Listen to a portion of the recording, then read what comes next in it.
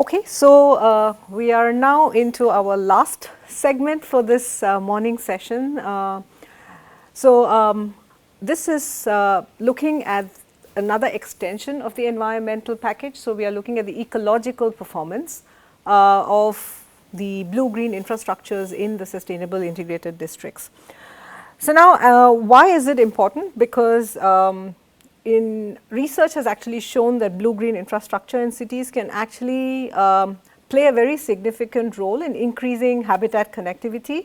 It can enhance biodiversity and also contribute to better recreation, stormwater management and also climate adaptation. So, it is important that when we plan future sustainable integrated districts, we do have a very conscious effort to look at how these open spaces, the green and the blue infrastructure is contributing to the ecological connectivity of the district as well as the larger urban context. So, what we are imagining is that in going forward in future when we are looking at more nature based solutions, all these open spaces not just act as social and recreational nodes, they of course perform environmental aspects which we also shared, but they also play a key role in connecting the biodiversity which happens around. So, the approach is really based on urban ecosystems. So, we all know what urban ecosystems are basically defined. They are more all the natural green and blue spaces compile. They are comprising of the street trees, the parks, the lawns, urban forests, cultivated land, reservoirs, all of these become part of the urban ecosystems. And all these elements are also an integral part of the blue-green infrastructure and they contribute to these ecosystem services, basically the benefits which we can achieve from all these blue and green infrastructure. So, they all become part of the services which provide for human well-being. We also know, as I said, that it increases habitat connectivity. And hence we need to understand how do these blue-green infrastructures contribute in the sustainable integrated districts to increasing the ecological connectivity and biodiversity at the district scale. So, that is really what we are trying to investigate.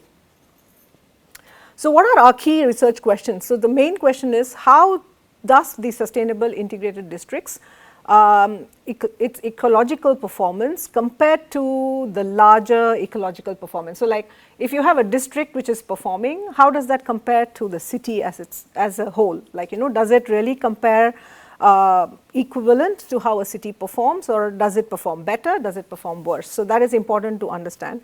Also, like how do these districts work as connectors individually and also in the larger context. So, do they actually contribute to becoming more connected, or do they actually contribute to becoming more fragmented? So, that also tells us how the ecological connectivity is performing. And then also how do these also compare in terms of quantitative for the biodiversity scores and ecological scores. So, for quantifying it, we use a very standard internationally recognized index which is called the Singapore index. It is a biodiversity index which is being used internationally, not just in Singapore, but worldwide to compute the status of biodiversity within a country.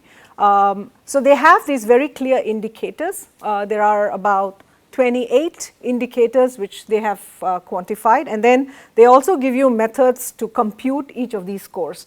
So, what it does is it gives us a common platform to compare many of the sites based on common indicators. Again, for our study, not all of these indicators are relevant because some of them are really about governance and larger implementation part, which does not really concern us at the district scale.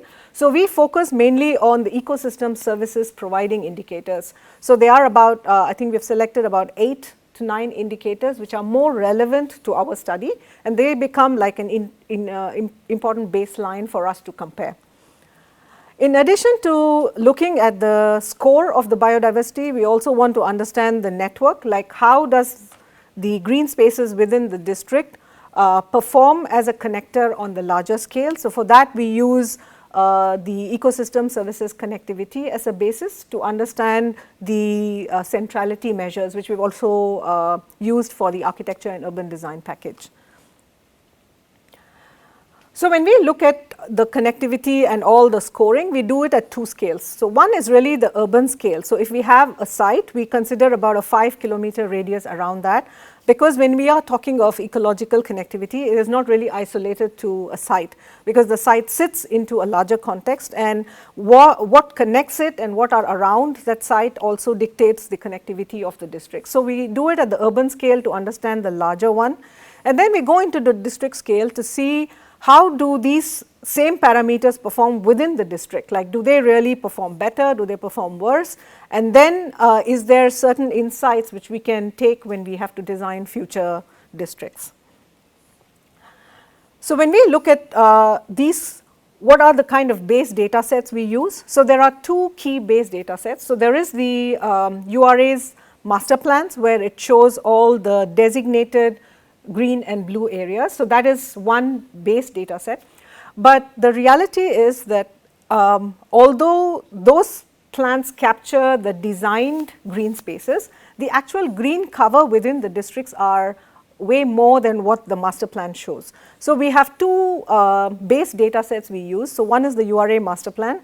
The other is a satellite high resolution land cover map, which actually captures in reality how much of green cover you have within that district.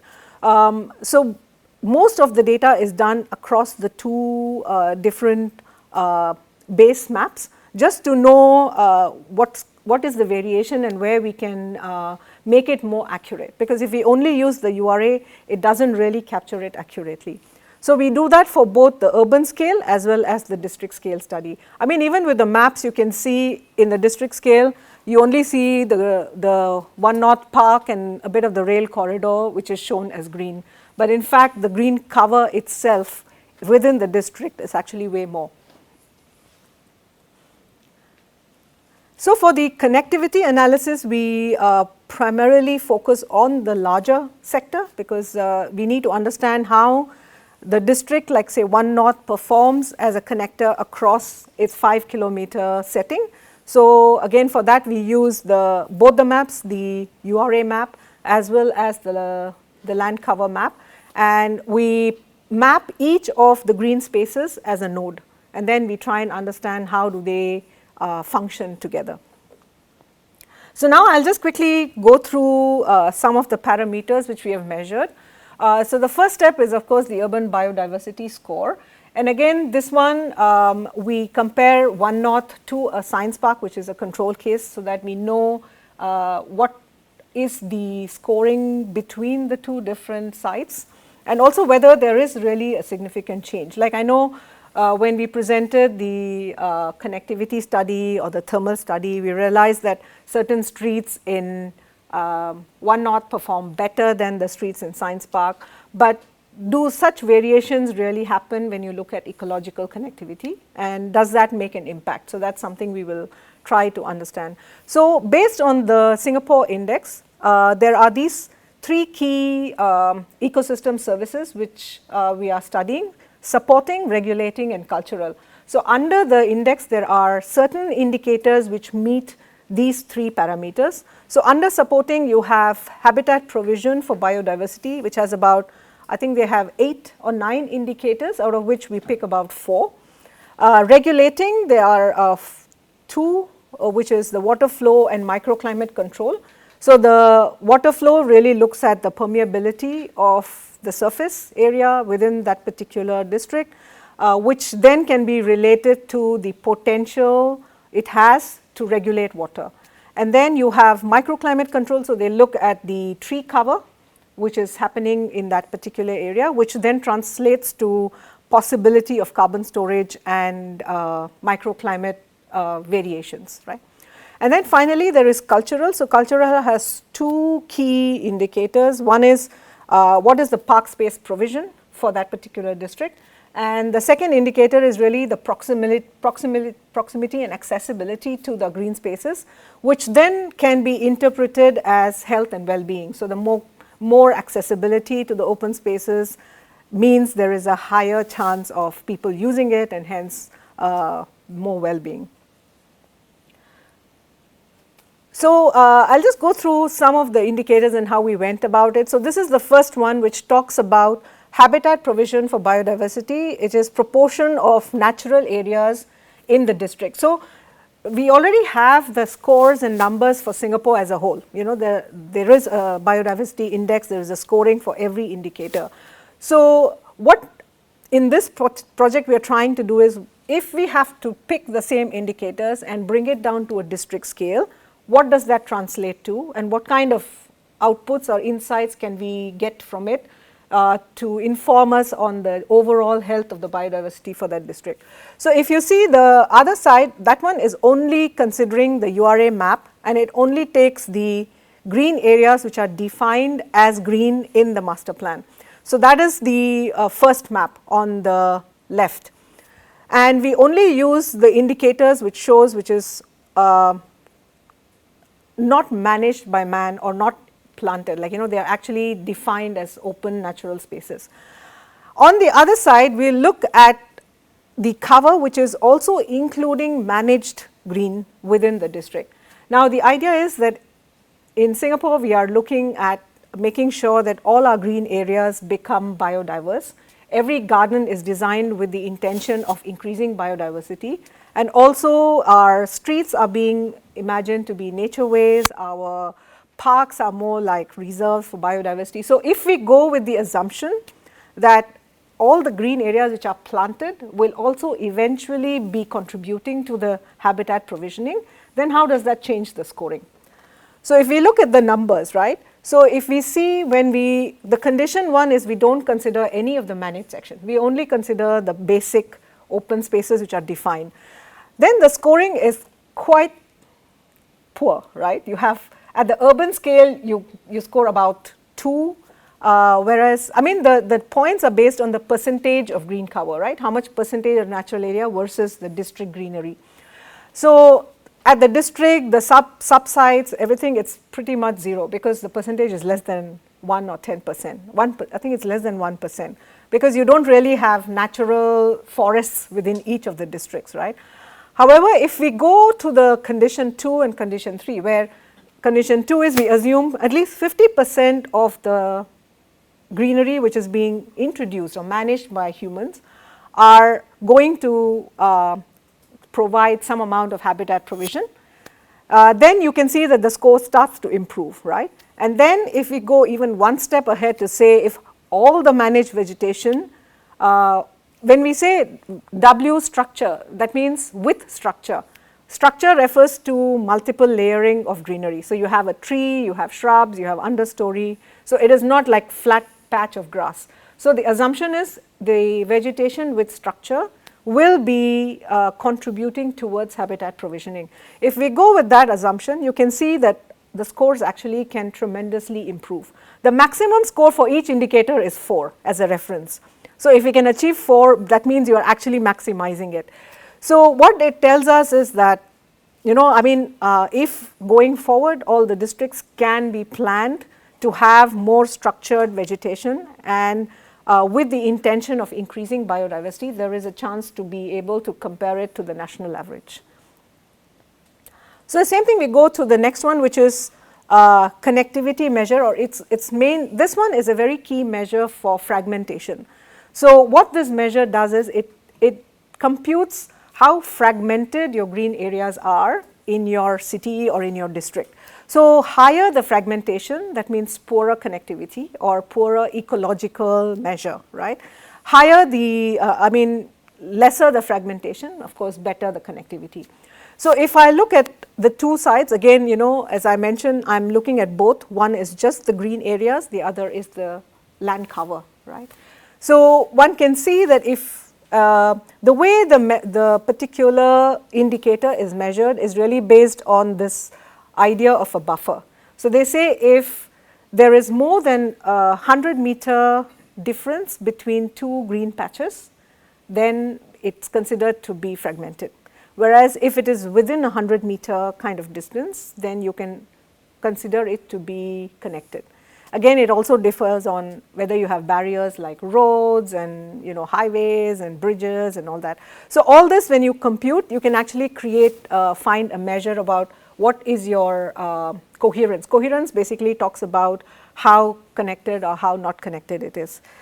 So what we see again, the score is that at the urban scale, it looks very fragmented. It's quite interesting. However, at the district scale, the scoring is better. So that means at a district scale, the green areas are more closer and more connected compared to the urban scale where there seems to be more fragmentation.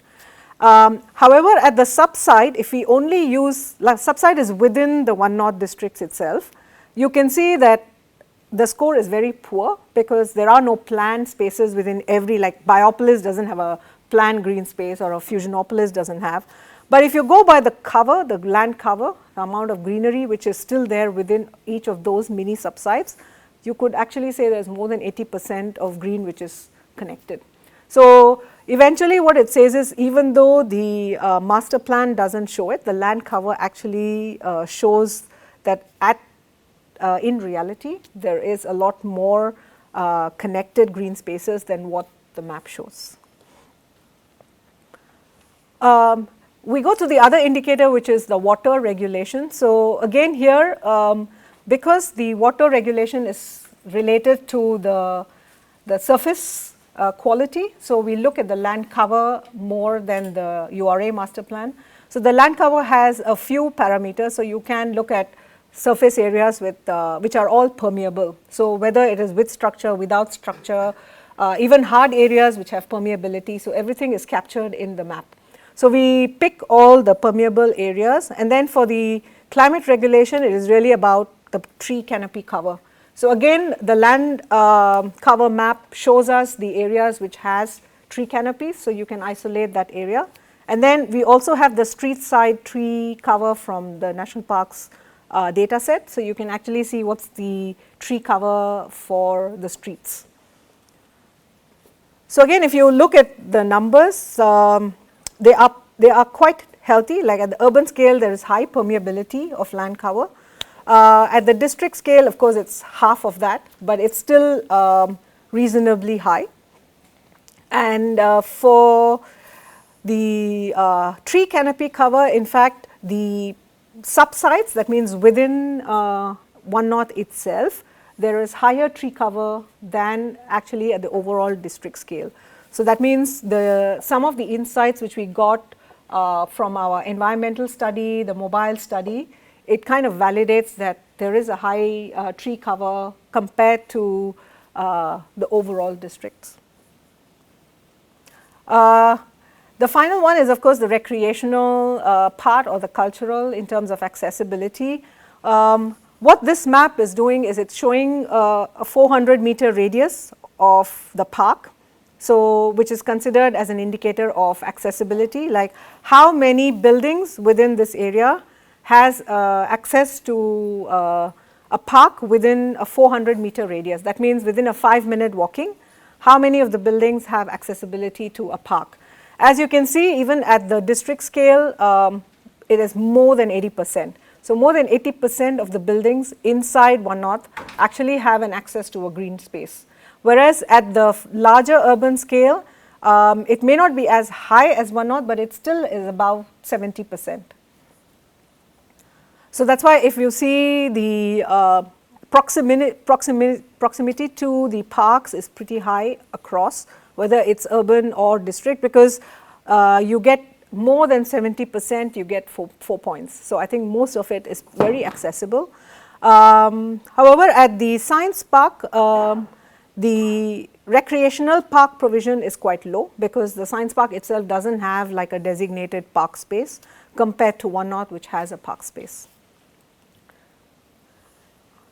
So I mean, what we generally can conclude based on these comparisons is that the inclusion of managed vegetation can drastically transform the biodiversity value potential for some of these districts. So traditionally, we always limit the calculation of biodiversity to only the natural areas or the sources, what they call the main secondary forests or primary forests.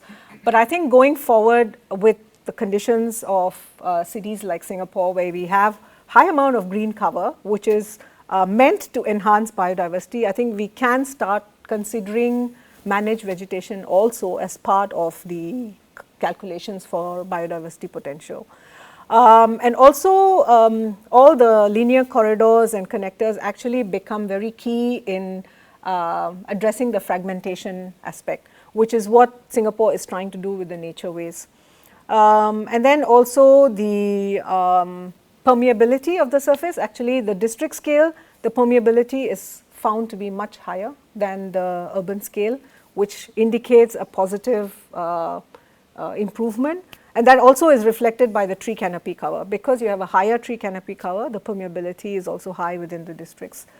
So, and also the last part is about the accessibility. So, even though the access to the urban green spaces is very high, I mean the scoring for accessibility is high, the park provision is actually not very high.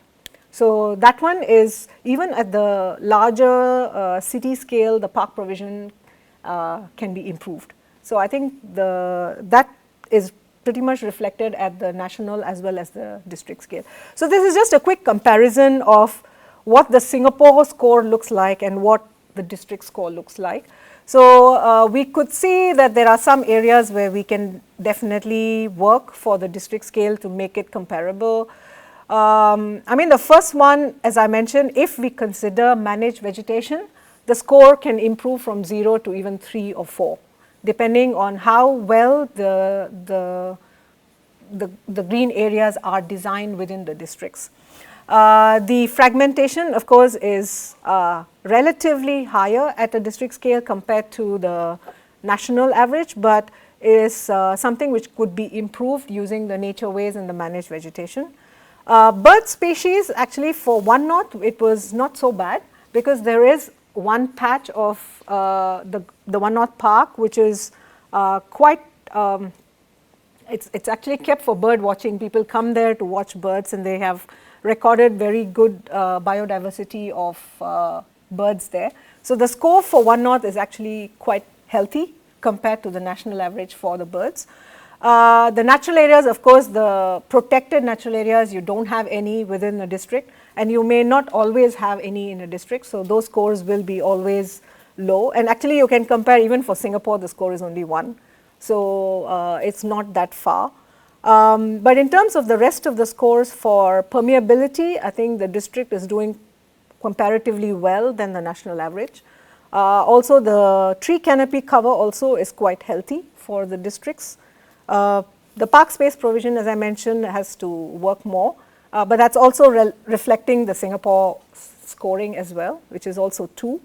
And for the accessibility of the park, I did not find a score for Singapore, but for the district itself, it is quite high. So, I think overall, if we see the biodiversity score for the districts are, I would say, are quite comparable to the national ones, in fact, some performing better. So, if we can start looking at certain new considerations at the district level, I think the scorings can improve. So, this is something we can actually feed back to NParks about considering for future. And quickly, I will just touch upon the network analysis. So, we did a few centrality, I will share 2 of them.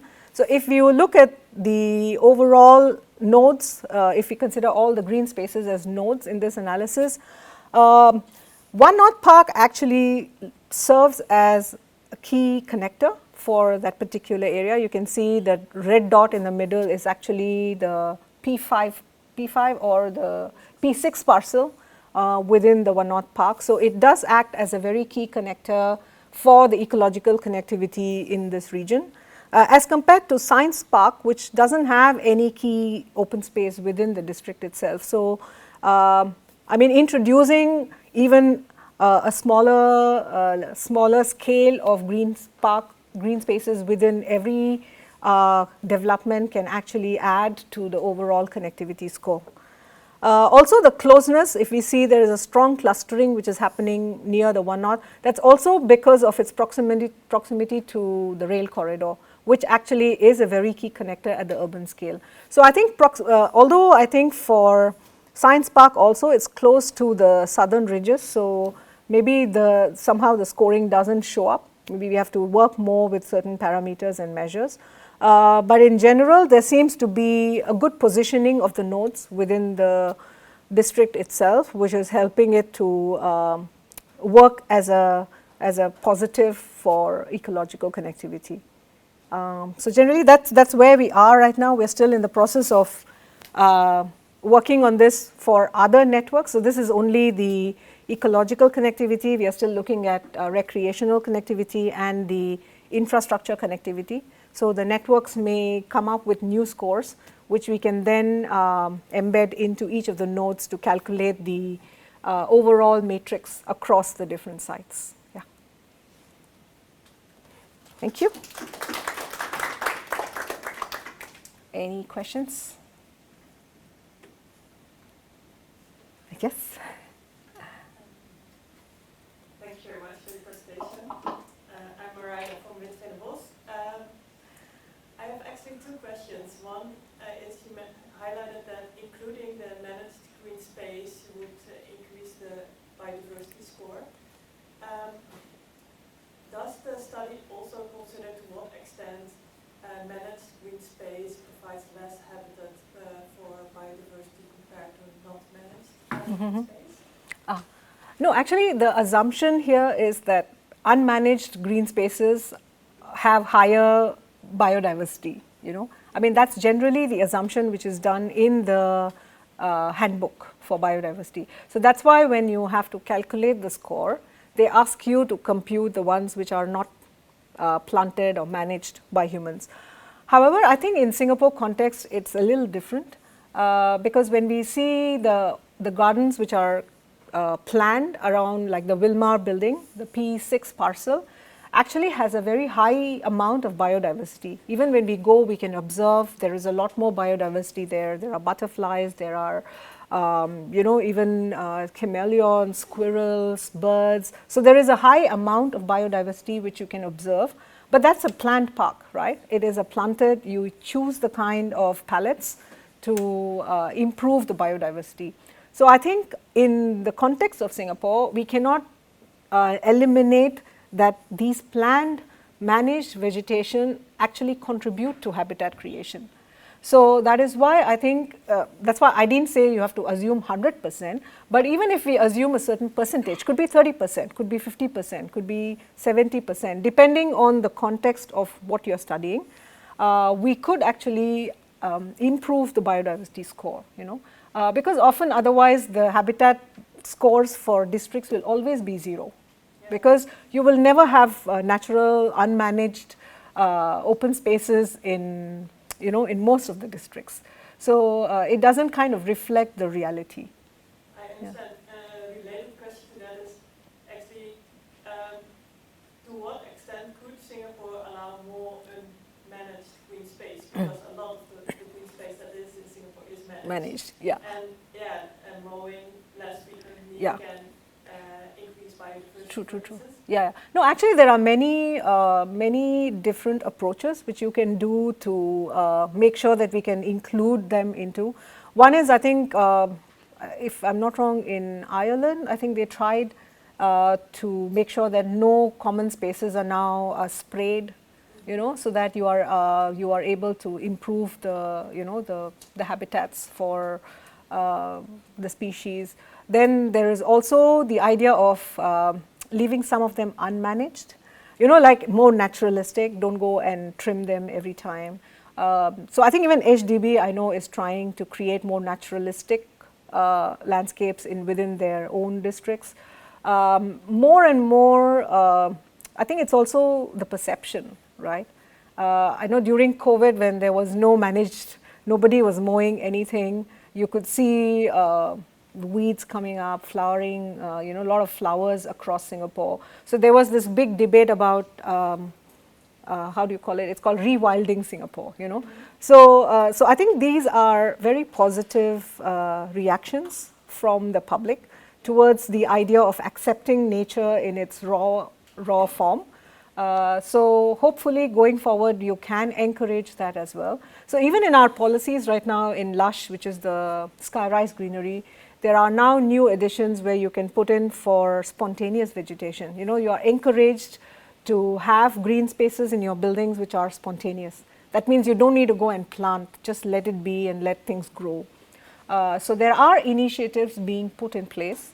It just depends on you know, how much the traction it gets and how much we can push forth, because then we can actually start including certain percentage of managed vegetation into habitat creation. Yeah, and also the way in which the green space is Exactly, managed, yeah. to include it as Yeah, well. So yeah, very yeah, interesting. true. And the second question is, sorry for the questions. Yeah, yeah, sure. Did you also look at the buildings? Because around the parks you have also the roof gardens, the intermediate levels Yeah. that can provide habitats. True. No, actually for, you know, unfortunately the biodiversity score is pretty more like a area wise, like, you know, it just kind of captures the larger, but we are in the process of doing a mini study where we look at how ground and the spaces on the buildings actually work together as a network in terms of connectivity. Because if we can do for one particular case, pilot case, it can then be interpolated to other cases which have similar context. So actually we are in the process of studying that, which is also of very keen interest to us.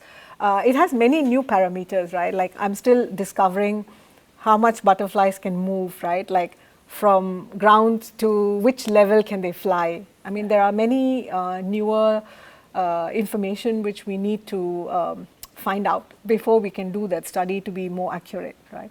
So yeah, I think birds is easier to study, but if you want to capture other species as well, then we need certain parameters, right? Like what are the limits to which, we know in the previous study birds don't fly beyond 60 meters. You know, like urban birds, they don't really go beyond 60 meters. So if you have a garden which is above 60 meters, it doesn't matter to them, you know. So there are certain limits which we have discovered, but for other species we need to establish that benchmark, and then we can do the study for networks. Yeah. Yeah, indeed, it would be very interesting to Yeah, have yeah, a yeah. kind of design guideline that urban designers, Yeah. multi can use to see what kind of species are Of- around in the area and Yeah. what kind of habitat do they need. Correct. Do they fly up to 20 meters? Yeah, Do true, they true, true. need Yeah, yeah. higher and- I mean, it is something which I come from practice as well. It is of very important information to me if I'm a designer, right? I may be creating a fantastic like a lot of flowering plants on a certain level, but it doesn't help, you know, because they don't really reach till that level. So I think it is a very important piece of information which we need to plug in. So yeah, we hope we can capture that somehow in our study in the next 2.5 years. Yeah, it would be great. Thank you very much. Thank you. Yeah. So I'm just wondering, out of 4 pillars of the ecosystem services, may I know why provision was not included? Provision of? Yeah, provision is the one pillar of the ecosystem service out of 4. Okay. No, I think it was depending on the indicators at this point of time, because the provision is the agricultural production part of it. But ever since SFA is like rolling the big program, which is The 20 by 30, yeah. So No, actually, because for in the districts which we are studying, there are no productive landscapes yet, unless we want to encourage them to put it in, because it right now it was really based on what the split of the green spaces are in the areas we are studying, but we could always include that for our simulation for Punggol. because anyway we're planning for future. So Yeah. No, I mean, because we need to have basis to put the parameter in. So right now in Jurong or in One North, you don't have any productive landscape areas at this point of time, unless JTC is planning, you know, in any parts of it. We can always consider assuming certain percentage of the green cover turns to be productive. We could look at that as a possibility and then see. Yeah, it's just the calculation is a bit tricky, right? Because you need to have numbers to calculate a score. If we assume everything, then Coming we, from because yeah. you're using the Existing, field, that's why yeah, they won't probably did include temperate methods of yeah, that. But it's only launched in 2009. correct, correct. But then it's like for the water surface calculation, what is the reference? Did you get it? Because it's probably very hard to get it actually. No, water surface is again based on the land cover map which I have, because the land cover captures 14 different types of cover. So it has waterways, it has drains, it has water bodies. So it's But currently what is based. the underground? So it's not surface. Talking about water surface because you mentioned at the surface. Yeah. No, the surface area is based on what is shown in the land cover map, right? But we also have the drainage information from PUB about where the drains are, and also you have the open map from URA, right, about the drainage lines.